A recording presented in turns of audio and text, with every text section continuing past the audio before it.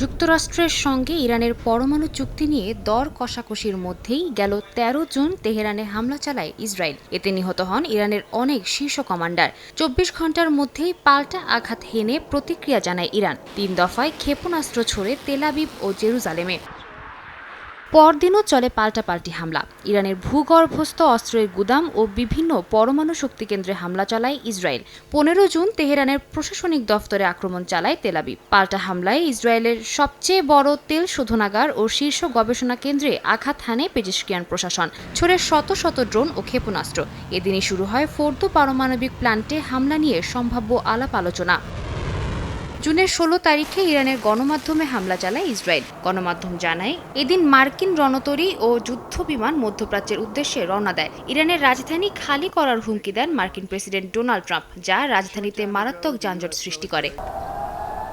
১৭ থেকে ২০ জুন চলে পাল্টাপাল্টি হামলা। এতে ক্ষতিগ্রস্ত হয় দুই দেশের সামরিক ও বেসামরিক স্থাপনা, নিহত হয় অনেকে। এমনকি ইরানের সর্বোচ্চ ধর্মীয় নেতা আয়াতুল্লাহ আলী খামেনিকে হত্যার হুমকিও দেয় তেল আবিব। নেতানিয়াহু প্রশাসন জানায়, ফোর্দো পারমাণবিক স্থাপনা ধ্বংস না করা পর্যন্ত এই যুদ্ধ থামবে না। একই সঙ্গে মার্কিনদের বাংকার বাস্টার বোমা চেয়ে ট্রাম্পের প্রতি আহ্বান জানান নেতানিয়াহু। ২১ জুন সেই আহ্বানের সাড়া জানান ট্রাম্প। অপারেশন মিডনাইট হ্যামার নামে একযোগে হামলা চালান ইরানের ৩টি গুরুত্বপূর্ণ পারমাণবিক স্থাপনা নাতাঞ্জ, ইস্পাহান ও ফোর্দো পরমাণু কেন্দ্রে। এই পদক্ষেপের তীব্র নিন্দা জানিয়ে যাবতীয় কূটনৈতিক আলোচনা বাতিলের ঘোষণা দেয় তেহরান। হুঁশিয়ারি দেয়, এর পরিণতি ভোগ করতে হবে যুক্তরাষ্ট্রকে।